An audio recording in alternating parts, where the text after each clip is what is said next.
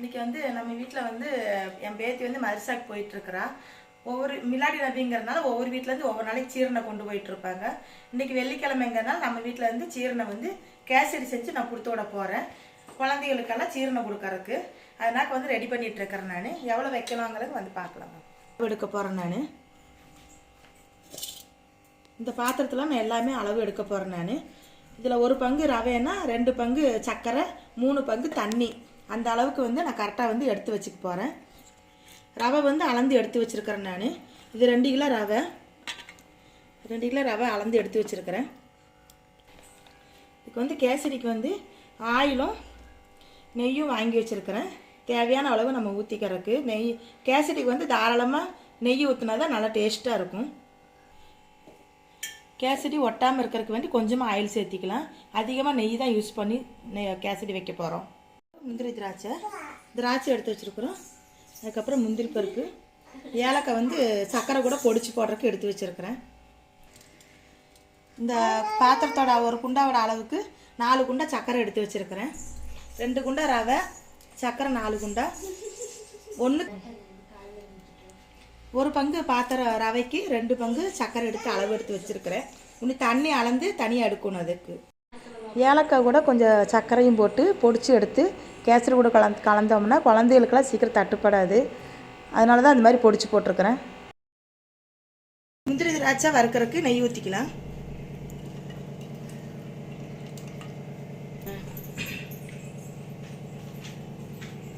முந்திரி போட்டுக்கலாம். தேவையான அளவு முந்திரி எடுத்து வச்சிருக்கேன், அதை போட்டுக்கலாம்.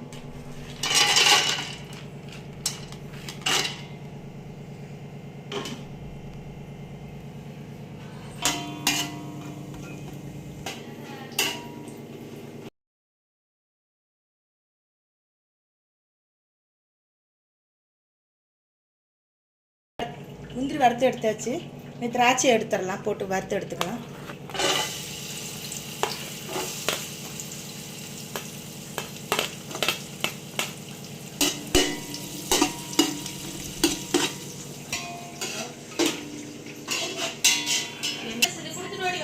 திராட்சை வறுத்து எடுத்தாச்சு.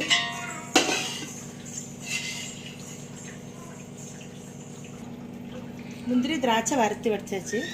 இனி ரவை வறுத்துக்கலாம். அதே பாத்திரத்தில் வந்து ரவையை கொட்டிக்கலாம்.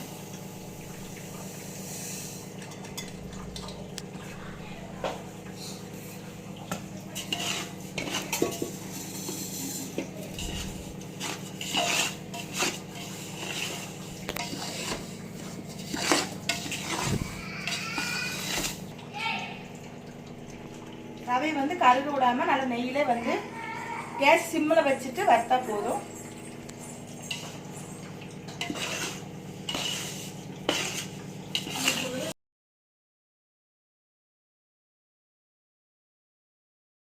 கொஞ்சம் ஆயில் சேர்த்திக்கலாம்.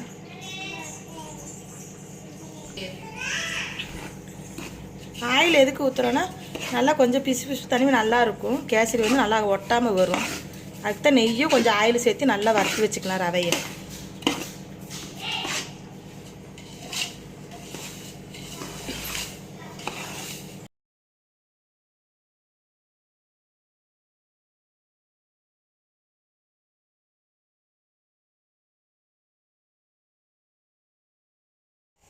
வெளிச்சமே இல்லாமல் இருக்கும்.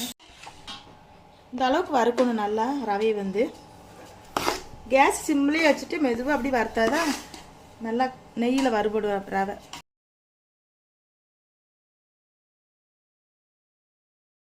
தண்ணி வந்து 1க்கு 3 பங்கு தண்ணி வச்சுருக்கிறேன். கொதிச்சிடுச்சு. அது வந்து ரவை வந்து வறுத்ததுக்கப்புறம் ஊற்ற போகிறேன் நான் ரவையில்.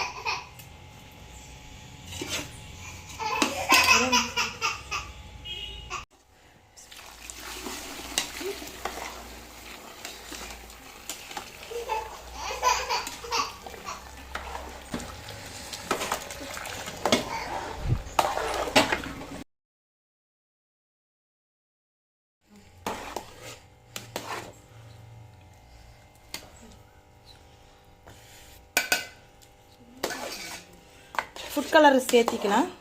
தண்ணி ஊற்றி ரவையில் கொஞ்சம் கெட்டியாக வந்துருச்சு. ஃபுட் கலர் போட்டிருக்குறோம். போடும்போது இன்னும் இறங்கும். சர்க்கரை சேர்த்திக்கலாம். ரவை கெட்டியாயிருச்சு, நம்ம சர்க்கரை சேர்த்திக்கலாம். என்ன டிசன் எடுக்கணும்? நெய் இருக்கிற ஒரு நிமிஷம் கிளறி வச்சு போட்டுட்டு ஆயிடுச்சு. பேக்கிங் பண்ணிட்டு இருக்கிறேன். பேக்கெட்டில் எல்லாம் போட்டு வச்சுட்டு இந்த டம்ளர் வாங்கி வச்சுருக்கிறேன், 1 இன்ச் டம்ளரு. இதில் வந்து குழந்தைகளுக்கெல்லாம் போட்டு கொடுத்துருவாங்க. அதில் வந்து கரண்டியில் கவர் சுற்றி வச்சுருக்கிறேன். எடுத்து போட்டு கொடுக்குறக்கு ஈஸியாக இருக்கும். ஆறுனதுக்கப்புறம் இது ஒட்டாமல் வர்றதுக்கு வேண்டி இந்த மாதிரி ரெடி பண்ணி வச்சுருக்கிறேன் நான்.